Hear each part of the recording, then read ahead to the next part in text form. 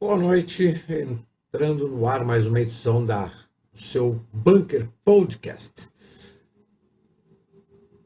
O tema, para variar um pouco, vai ficar dentro do que a gente vem acompanhando pela grande mídia, que é a questão das enchentes no sul do país. Ah, é um tema que a gente tem vários campos aí para se analisar. Desde o campo do meio ambiente, passando pela política, passando pela economia, passando pela sociedade. Então, eu vou tentar, de alguma forma, destrinchar esses diversos fatores que culminam nessa tragédia que a gente vem acompanhando aí nos últimos 15 dias. A, a geografia A geografia do Rio Grande do Sul, ela é bastante peculiar, começando pelo seu relevo, onde a faixa norte do estado é de terras altas, planalto e serra. Depois, os planaltos e serra formam os vales, e os vales nós temos uma grande planície que se estende até o norte da Argentina e o Uruguai. Pois bem, todos esses grandes rios, eles se formam nas terras altas, ou seja, no Planalto e na Serra. E, consequentemente, essa água ela vai descer, ela vai atingir os vales e a planície,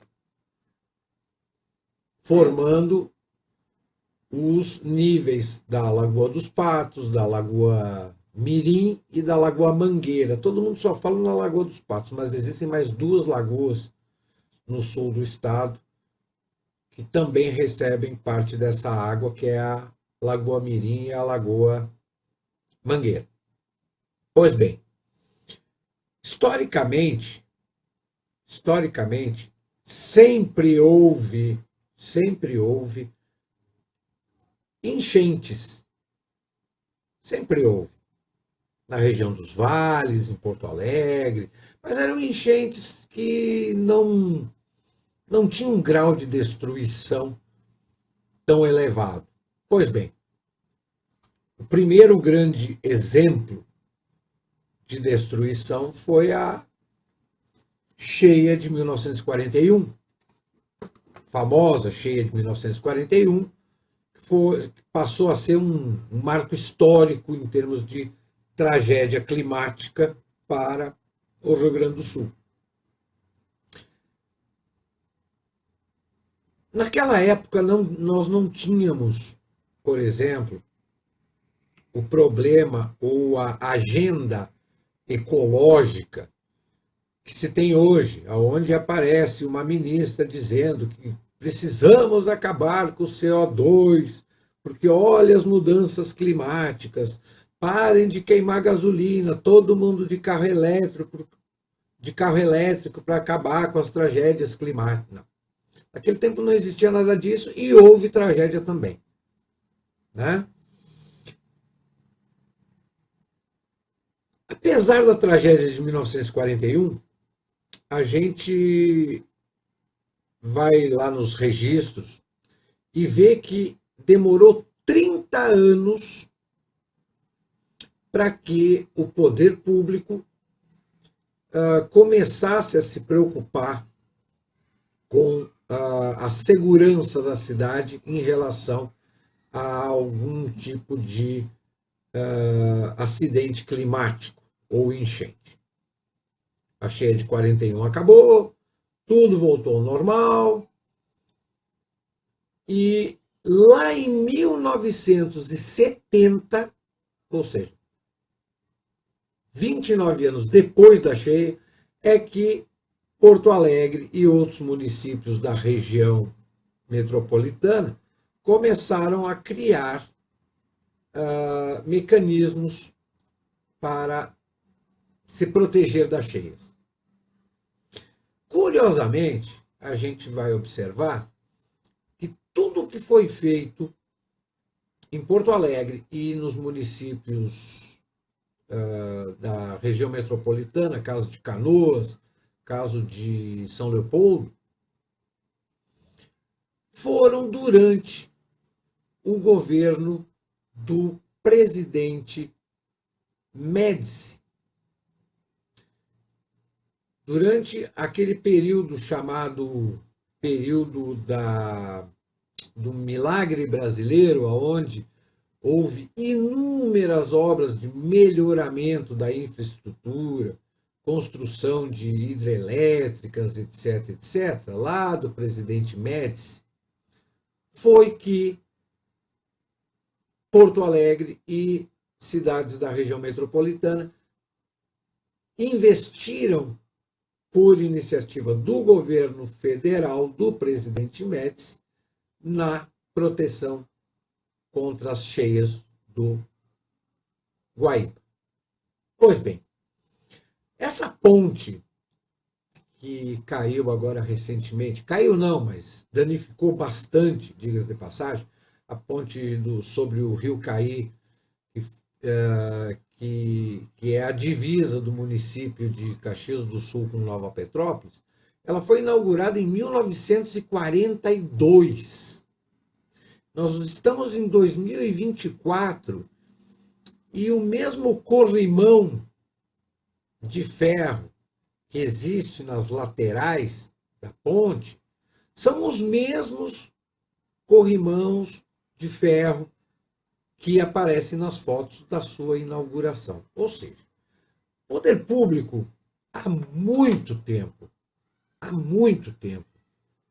no mínimo 40 anos, faz 40 anos que o poder público não dá manutenção no pouco que existia, que hoje não existe mais, nessas estruturas de proteção contra cheias.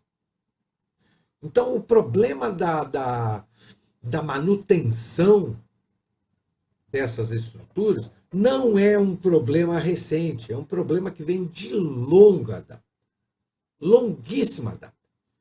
Por exemplo, essa estrutura de casas de bomba, de diques, de comportas, que existe em Porto Alegre, em São Leopoldo, em Canoas, isso aí é obsoleto para grandes tragédias. Até daria conta de cheias como ocorreram alguns anos atrás, onde o Guaíba subiu 30 centímetros acima da cota de inundação, meio metro. Aí dá conta do recado. O problema é que a natureza, ela não avisa o quanto, qual é o volume, qual é o tamanho de chuva que ela vai proporcionar. Então, aquela coisa, bom, nós fizemos uma proteção contra enchentes lá em 1970, passaram-se 40 anos, não aconteceu nada. Para que eu vou modernizar? Para que eu vou investir em segurança contra enchente se não dá mais enchente? Pois é, mas uma hora ou outra poderia acontecer igual ou pior a de 41, e foi o que realmente aconteceu.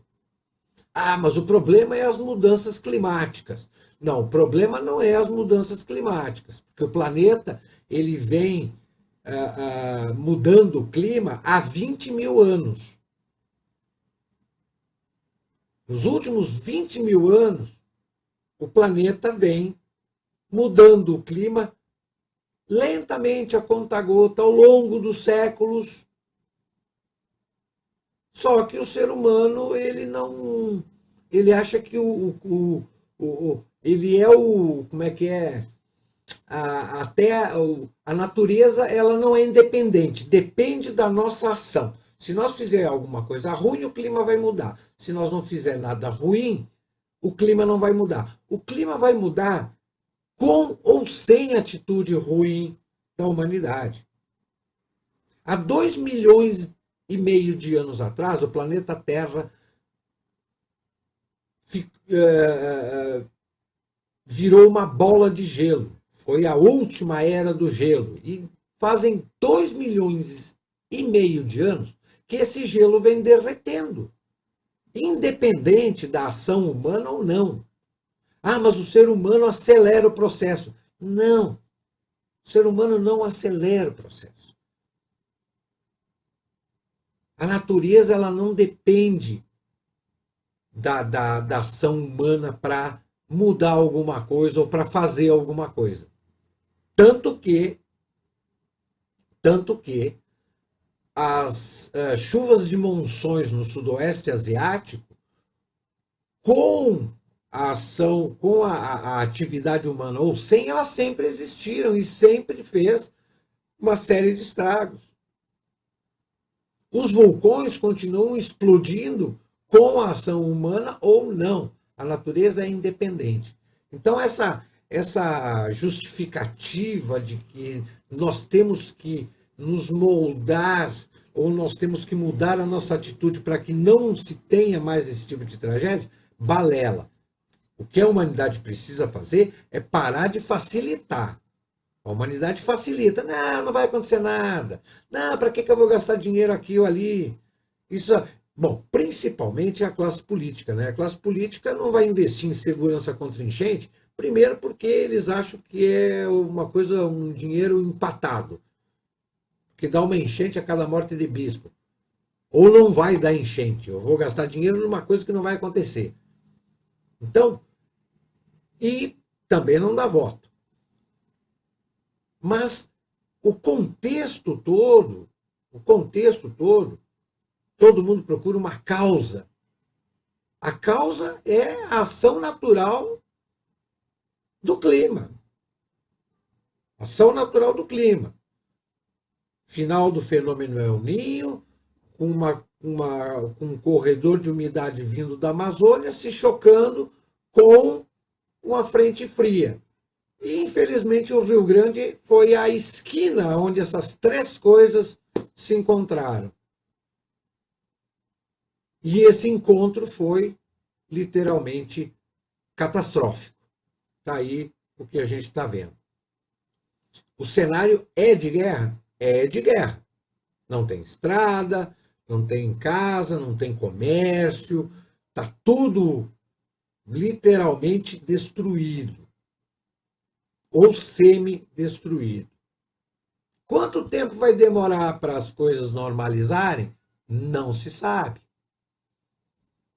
Eu, na minha perspectiva, conhecendo o Estado como eu conheço, eu creio que, na melhor das hipóteses, o Estado precisa de uns 10 anos de muito trabalho para que ele, não vou dizer volte ao normal, mas ele volte a ter uma aparência semelhante ao que tinha antes, que já não era boa.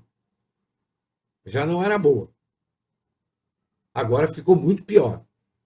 Então, 10 anos para reerguer, na melhor das hipóteses. As notícias, as ações, as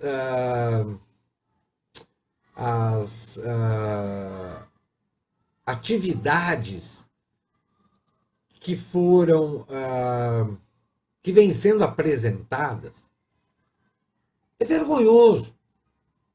É vergonhoso. Primeiro, a iniciativa privada, que a população tanto enche a boca para dizer, a iniciativa privada está fazendo a sua parte. Não é, a questão não é a iniciativa privada, é o cidadão ajudando outro cidadão. Assim como se esse fato tivesse ocorrido em outro estado, os gaúchos também iriam de alguma forma, tentar ajudar. O que não me surpreende, a atitude do poder público não me surpreende, em hipótese alguma. Por quê? Porque o poder público, ainda mais depois que ele foi tomado de assalto pela esquerda socialista e social-democrata, essa turma, para começo de conversa, eles não entendem nada de gestão. Absolutamente nada. Segundo, a preocupação da esquerda, quando ele entra na política, não é gerir o Estado, é estar no poder e manter o poder. É isso que as pessoas não conseguem diluir. Que a classe política que nós temos há 40 anos é uma classe política que ela não quer gerir nada. Ela quer estar no poder e se manter no poder. E aplicar as suas agendas. As suas agendas ideológicas. Nada mais do que isso. E não é surpresa, não foi surpresa para mim, ver o tamanho da politização que vem sendo praticada pelo governo estadual, pelo governo federal e por alguns municípios, alguns prefeitos. Então,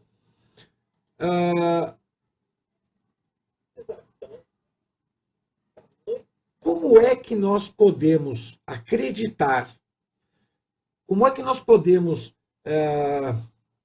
nos sentir seguros de que o governo federal, o governo estadual e algumas prefeituras estão trabalhando preocupadas com a população? O governo federal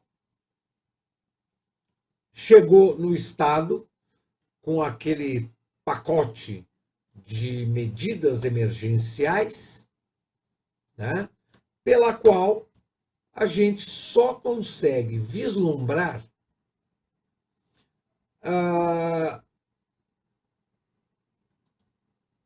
programas falidos que não vão ajudar absolutamente ninguém. Por exemplo, saque do fundo de garantia. Isso não vai ajudar absolutamente nada. Vai ajudar meia dúzia. Bolsa Família. O Rio Grande do Sul não é o Nordeste, que tem um monte de gente que recebe Bolsa Família. Porque essa enchente não escolheu classe social para atingir. Atingiu desde do rico até o miserável. Pegou todo mundo, pegou empresário, pegou todo mundo. Com mais poder aquisitivo ou com quase nenhum poder aquisitivo. Todas as ações do governo federal são discurso político, mas não dá nem para considerar uma ajuda consistente dentro da realidade trágica e destruidora que foi essa enchente. Tá?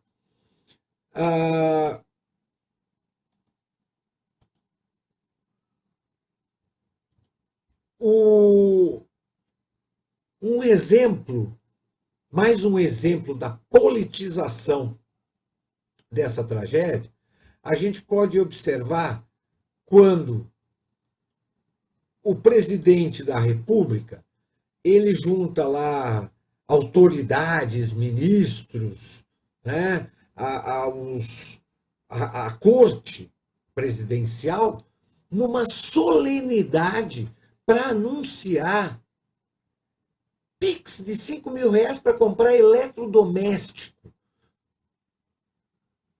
Aí eu pergunto, o Estado nem esvaziou as ruas da água, não se sabe se existe comércio e eletrodoméstico, e principalmente, quem vai pegar esse Pix, se tem casa para comprar esses eletrodomésticos e colocar em algum lugar.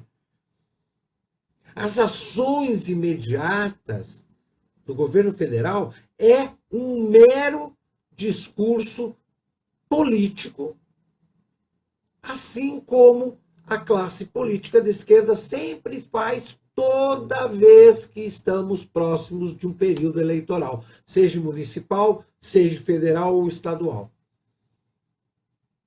É aquela distribuição de bolsas e auxílios e ajudas que não resolvem o problema de ninguém, ainda mais numa tragédia como essa. Uma notícia que foi dada hoje é que vão construir 10 cidades provisórias. Não seria melhor o governo chegar e dizer assim, nós vamos construir 10 campos de refugiados? Porque o que eles querem fazer de cidade provisória não tem nada, vai ser tipo um campo de refugiado, que nem tem lá na faixa de Gaza. Um monte de barraquinha, com posto de saúde, um mercadinho e uma escolinha lá para entreter as crianças. É isso que vai ser as cidades provisórias do governo. Campo de refugiado. O projeto do Minha Casa Minha Vida para depois da enchente, essa aí é a coisa, é a proposta mais patética. Como é que se vai calcular o número de casas, ou eles simplesmente vão entregar as casas e, ó, tu tinha uma casa que valia 500 mil, agora tu vai ter que viver numa que valha 100 mil. Eles vão transformar o Estado numa favela socialista, lotada de loteamentos e comunidades socialistas, com as casinhas tudo igual. Até hoje me comentaram assim, vamos voltar a ter as antigas Coabs.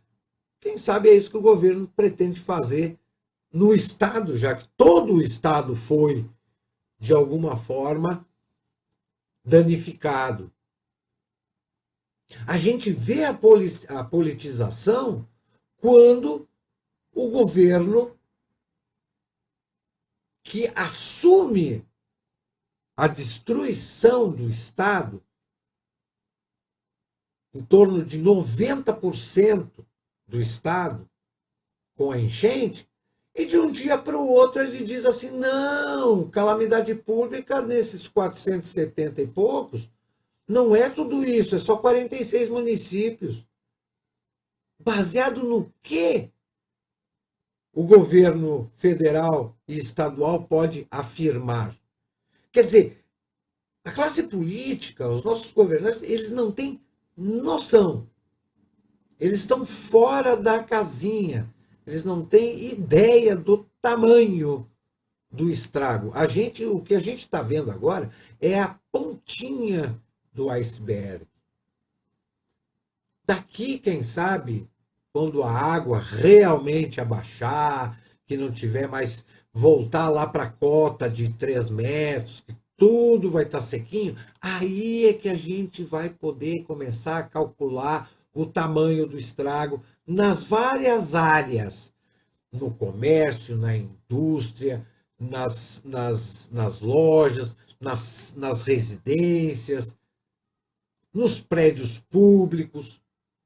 Por enquanto, é mera especulação e propaganda política. Essa distribuição de dinheiro, de bilhões para cá e bilhões para lá, isso aí é mero discurso político enganador. Tão enganador, que a preocupação do governo federal, principalmente do governo federal, não é com a população do Rio Grande, mas com as fake news. Por que ele tem tanto medo das fake news? Porque hoje as pessoas têm um aparelhinho chamado telefone celular. E se o cara não estiver fazendo a coisa certa, o povo filma, fotografa e joga na rede social. E é tudo o que o PT, a esquerda, nenhum político quer. Que apareça algum tipo de denúncia contra ele em rede social. Por isso que o governo federal está fazendo essa campanha contra as fake news. Por isso que eles voltaram a baila de regular as redes sociais através de lei. Por isso que eles estão gastando uma fortuna com uma propaganda institucional extremamente romântica, mostrando a tragédia, e que lá no meio dessa propaganda institucional do governo federal, eles falam, tomem cuidado com as fake news, como se o povo fosse muito ingênuo em acreditar em tudo o que o governo fala. Em tudo que o governo afirma estar fazendo. Que a gente sabe que o governo, o Estado, seja estadual, seja municipal, seja federal, eles são ineficientes e incompetentes. Num período de normalidade, imagina com uma tragédia dessa. Nós temos um vídeo que começou a circular hoje nas redes sociais, aonde um servidor da prefeitura de São Leopoldo manda embora uma série de viaturas da Defesa Civil de cidades do interior de São Paulo, dizendo que eles não podem estar ali. Eles que vão embora. A prefeitura não quer que eles estejam ali. Um prefeito sério está aceitando qualquer tipo de ajuda. Qualquer tipo de ajuda. O prefeito de São Leopoldo, PT, não quer ajuda da Defesa Civil de cidades paulistas. O prefeito de Canoas, que um dia foi do PT, hoje ele é do PDT, vendo a mobilização dos cidadãos em criar, em formar centros de recolhimento de donativos e estarem distribuindo esses donativos, o que o prefeito de Canoas fez? Baixou uma portaria dizendo que o cara pode recolher os donativos, mas dali ele não pode distribuir. Ele tem que levar para o depósito da prefeitura e a prefeitura distribui. Para quê? Para ficar com os louros, para ficar com os elogios. Olha como a prefeitura é boazinha, olha como ela está dando conta do recado. Então, quando se fala em politização, esse é o tipo de politização mais sórdida que existe. Mais sórdida. No tempo da pandemia, da Covid, o que a esquerda, a turma do PT e toda a esquerda, falava do governo? Que o governo não está fazendo nada na pandemia, que eles não estão comprando vacina, porque... Pois é, o governo não comprava vacina porque não tinha vacina. E não tinha como entregar as vacinas. Mas eles ficavam dizendo que o governo era incompetente. Agora, como eles são governo, eles estão tentando, de todas as formas possíveis e impossíveis, esconder a sua incompetência. E ainda por cima, criar um falso discurso, que a gente pode chamar de fake news também, de que eles são competentes, que eles são bonzinhos, que eles estão distribuindo verba, que eles estão fazendo projetos.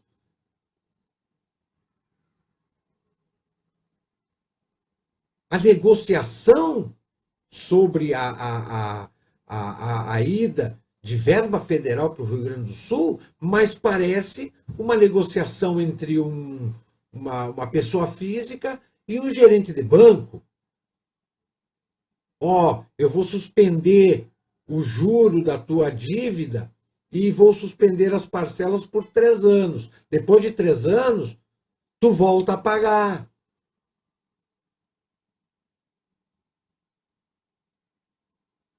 Mas quem é que disse que daqui a 3 anos o Estado vai estar numa condição de poder voltar a pagar a dívida? Aliás, essa dívida ela foi se construindo ao longo de décadas e provavelmente pelo juro que o governo federal cobra dos estados, essa dívida já foi paga, sabe-se lá, inúmeras vezes.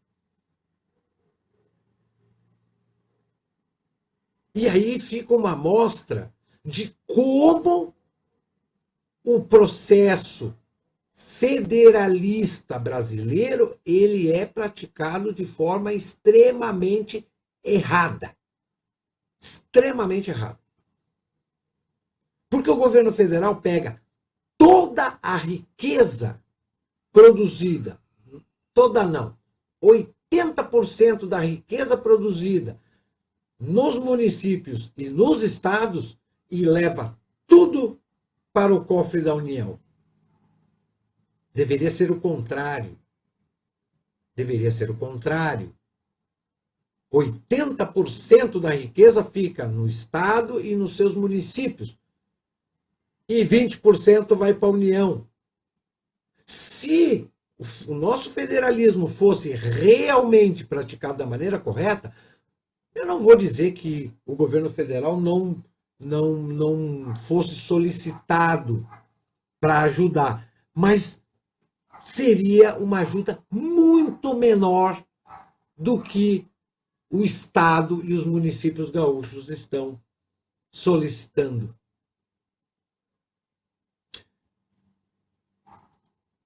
Quando eu falo em federalismo, parece uma coisa meia um tanto abstrata e difícil de ser visualizado. Mas eu tenho aqui uma estatística para vocês verem qual é o tamanho do roubo que o governo federal faz sobre estados e municípios e que coloca de joelhos quem realmente produz a riqueza nesse país e fica dependente da vontade política de quem estiver no governo central.